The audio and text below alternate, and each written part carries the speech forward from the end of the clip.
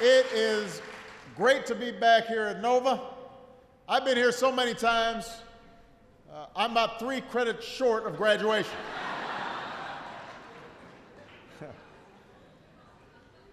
But, you know, there are a couple of reasons that I keep on coming back. First of all, I think that Dr. Templin and the whole administration here is doing a great job, so I want to give them a big round of applause.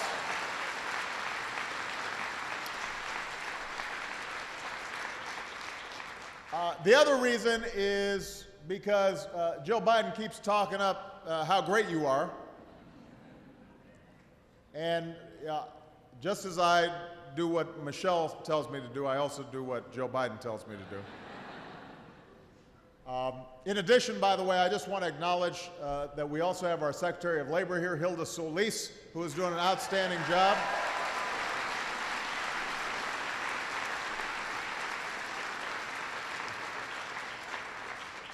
But the main reason I keep on coming back is I think this institution is an example of what's best about America. You know, some of you may have your eye on a 4-year college. Some of you may be trying to learn new skills that can lead to a new job like Mike, or a job that pays more, gives you more opportunity. But all of you are here because you believe in yourselves, you believe in your ability, you believe in the future of this country. And that's something that inspires me, and you guys should take great pride in. Now, the truth is, the skills and training you get here will be the best tools you have to achieve the American promise. The promise that if you work hard, you can do well enough to raise a family, own a home, send your kids to college, and put a little away for retirement. And the defining issue of our time is how to keep this promise alive today for everybody. Because we've got a choice. We can settle for a country where a few people do really, really well and everybody else struggles to get by. Or we can restore an economy where everybody gets a fair shot, everybody does their fair share, everybody plays by the same set of rules, from Washington to Wall Street to Main Street. That's the America we believe in.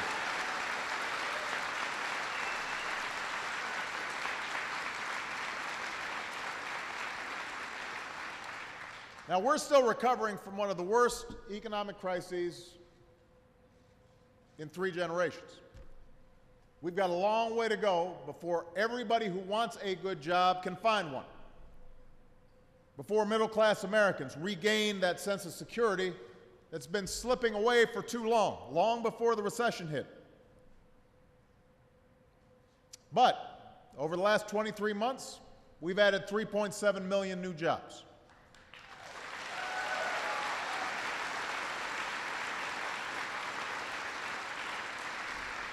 American manufacturers are creating jobs for the first time since the 1990s.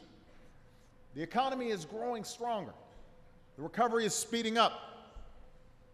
And the last thing we can afford to do right now is to go back to the very policies that got us into this mess in the first place. We can't afford it.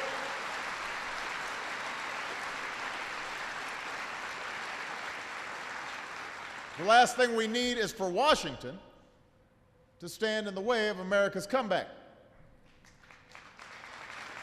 Now, what does that mean concretely? For starters, Congress needs to stop taxes from going up on 160 million Americans by the end of this month.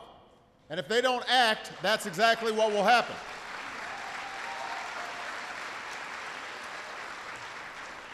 Congress needs to pass an extension of the payroll tax cut and unemployment insurance without drama and without delay and without linking it to some other ideological side issues. We've been through this before, remember? We've seen this movie. We don't need to see it again. The time for self-inflicted wounds to our economy has to be over. Now's the time for action. Now's the time for all of us to move forward. But preventing a tax hike on the middle class, that's only the beginning. That's just starters. In the State of the Union, I outlined a blueprint for an economy that is built to last, an economy built on new manufacturing and new sources of energy and new skills and education for the American people. Today, we're releasing the details of that blueprint in the form of next year's budget. And don't worry, I will not read it to you. It's long and a lot of numbers. But the main idea in the budget is this. At a time when our economy is growing and creating jobs at a faster clip, we've got to do everything in our power to keep this recovery on track. Part of our job is to bring down our deficit. And if Congress adopts this budget, then along with the cuts that we've already made, we'll be able to reduce our deficit by $4 trillion by the year 2022. $4 trillion. I'm proposing some difficult cuts that, frankly, I wouldn't normally make if they weren't absolutely necessary, but they are. And the truth is, we're going to have to make some tough choices in order to put this country back on a more sustainable fiscal path. By reducing our deficit in the long term, what that allows us to do is to invest in the things that will help grow our economy right now. We can't cut back on those things that are important for us to grow. We can't just cut our way into growth. We can cut back on the things that we don't need, but we also have to make sure that everyone is paying their fair share for the things that we do need.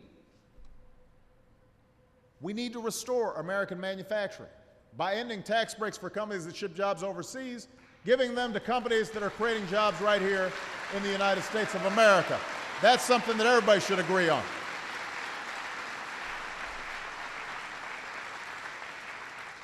We need to reduce our dependence on foreign oil by ending the subsidies for oil companies and doubling down on clean energy that generates jobs and strengthens our security. And to make sure our businesses don't have to move overseas to find skilled workers, we've got to invest in places like Nova and make sure higher education is affordable for every hardworking American.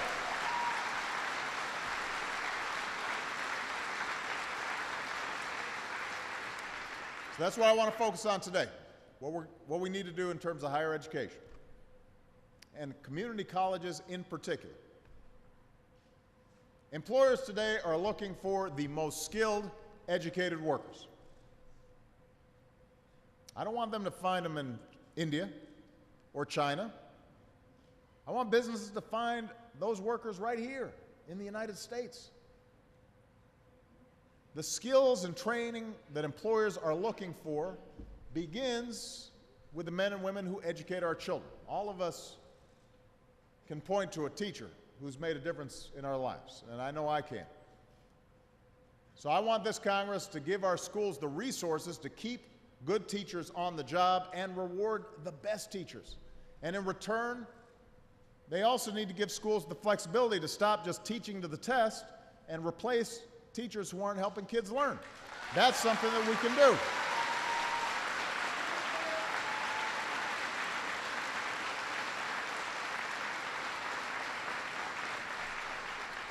So making sure we've got the most skilled workers starts early. It starts with K through 12. It starts before K through 12, making sure every child is prepared. And when an American of any age wants to pursue any kind of higher education, whether it's that high school grad who's just trying to get that first couple of years of college education, or somebody like Mike, who's in the process of retraining, whether it's 2 years or 4 years or more, we've got to make sure that education is affordable and available to everybody who wants to go. Now, this Congress needs to stop the interest rates on student loans from doubling this July. That's pretty important.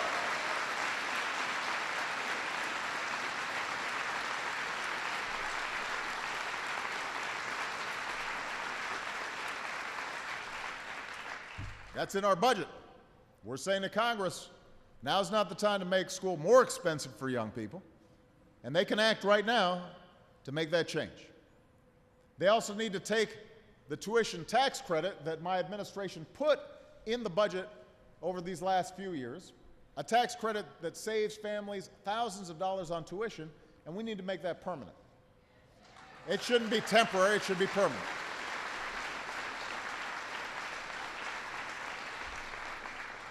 So between the increases we've provided in Pell Grants, these tax credits, keeping interest rates low, all that's going to help. And millions of students across the country have benefited from that. But students and taxpayers can't just keep on subsidizing skyrocketing tuition. We're going to run out of money. So that's why I've asked states and colleges to do their part to keep costs down. We're putting colleges and universities on notice. You can't just keep on raising tuition and expect us to keep on coming up with more and more money. Because tuition inflation's actually gone up even faster than health care. That's hard to do. So what we're saying to states, colleges, and universities, if you can't stop tuition from going up, then funding you get from taxpayers will go down. Because higher education cannot be a luxury. It is an economic imperative that every family in America should be able to afford. That's part of the American promise in the 21st century.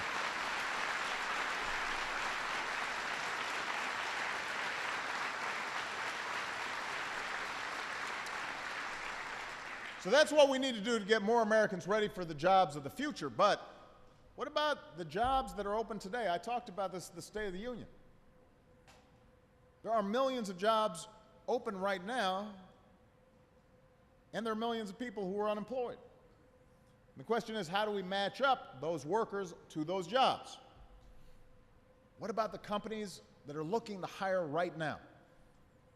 I hear from business leaders all the time who want to hire in the United States, but at the moment they cannot always find workers with the right skills. Growing industries in science and technology have twice as many openings as we have workers who can do those jobs. Think about that. At a time when millions of Americans are looking for work, we shouldn't have any job openings out there. They should all be getting filled up. Here in America, we've got the best workers and some of the fastest growing companies in the world. There's no reason we can't connect the two. And places like Nova are proving that we know how to do it. This institution proves we know how to do it. So let's say you are a single parent or a returning veteran or somebody who just wants a shot at a better paying job. You're a hard worker, you're a fast learner, you're motivated. You know there are companies looking to hire. You just need to figure out how to acquire some of the specific skills, the specialized skills that the companies need, and you need to figure that out as quickly as possible, hopefully without taking on tons of debt. Everybody in America should be able to get those skills at a community college like Nova. And companies looking to hire should be able to count on these schools to provide them with a steady stream of workers qualified to fill those specific jobs. That's why Mike was sharing his story. As Mike mentioned, he worked in the mortgage and real estate industry for 10 years, but when business declined after 9/11, he decided to start over. So he began selling building materials. Then the bottom fell out of the housing market, so Mike had to start all over again. He's got a knack for computers. So he figured he'd try a career in cybersecurity, where there is a lot of hiring. That is going to be a growth industry. Luckily for Mike, Nova is home to a program called CyberWatch. So he's signed up. Even though he's driving a limo on the side, he's still got to pay the bills. So he's working while going to school. But in December, Mike earned 2 certificates. And by the way, finished with a 4.0. So we're proud of that.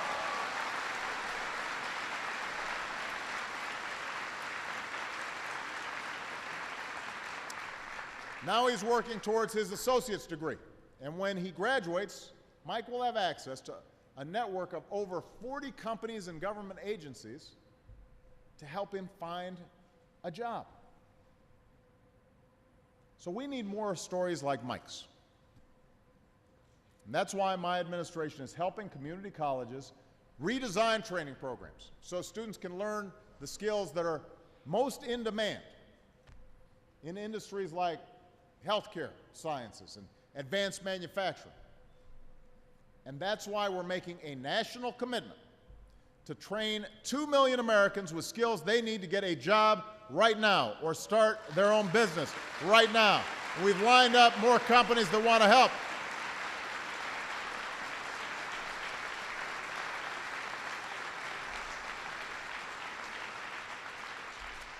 We've already got model partnerships between major businesses like Siemens and community colleges in places like Charlotte and Orlando and Louisville. They're already up and running. We know how they work. And that's why I've asked Dr. Biden and Secretary Solis to take a bus tour through several states, including Ohio and Kentucky and North Carolina, to highlight businesses and community colleges that are working together to train workers for careers that are in demand right now. We've got to make these examples a model for the entire nation. And we also need to give more community colleges the resources they need to become community career centers, places where folks can learn the skills that local businesses are looking for right now, from data management to high-tech manufacturing. This should be an engine of job growth all across the country, these community colleges, and that's why we've got to support them. That's why it's such a big priority.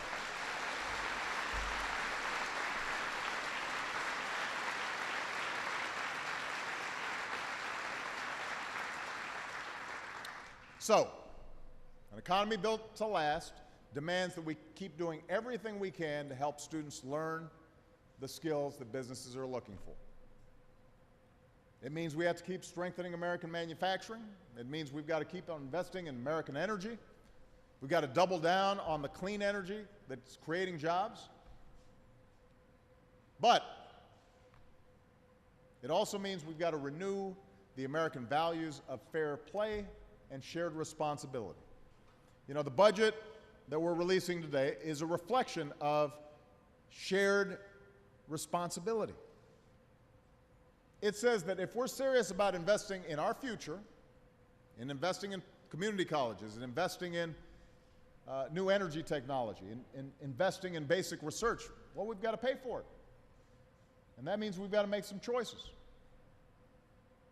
Right now, we're scheduled to spend nearly $1 trillion more on what was intended to be a temporary tax cut for the wealthiest 2% of Americans. We've already spent about that much. Now we're scheduled to spend another $1 trillion. Keep in mind, 1/4 of all millionaires pay lower tax rates than millions of middle-class households. You've heard me say it, Warren Buffett pays a lower tax rate than his secretary. That's not fair. It doesn't make sense at a time when we've got to pull together to get the country moving. I don't need a tax break. We don't need to be providing additional tax cuts for folks who are doing really, really, really well. Do we want to keep these tax cuts for wealthiest Americans, or do we want to keep investing in everything else? Education, clean energy, a strong military, care for our veterans. We can't do both. We can't afford it. Some people go around, they say, well, the president's engaging in class warfare. That's not class warfare. That's common sense. That's common sense.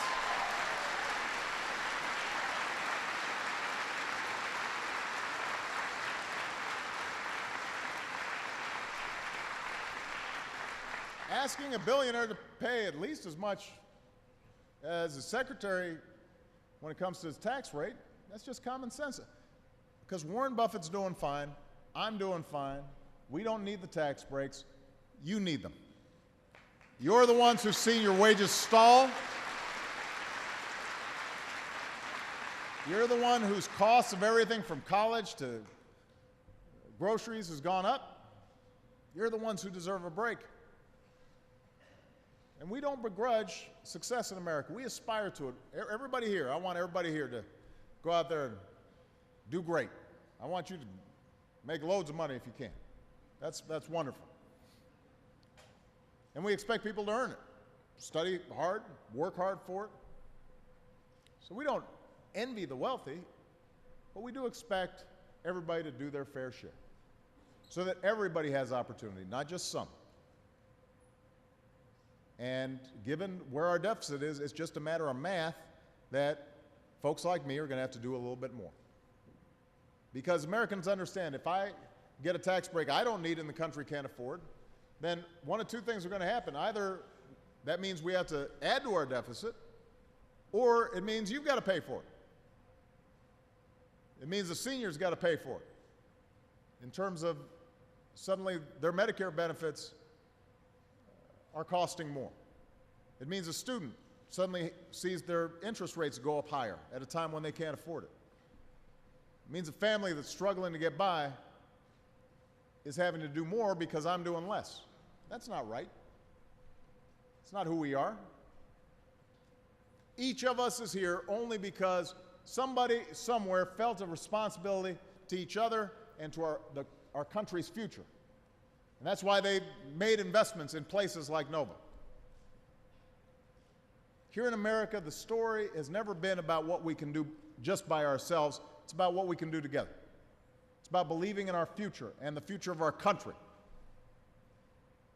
You believe in that future. That's why you're working hard. That's why you're putting in long hours. That's why Mike's doing what he's doing. Some of you are balancing a job at the same time as you're going to school.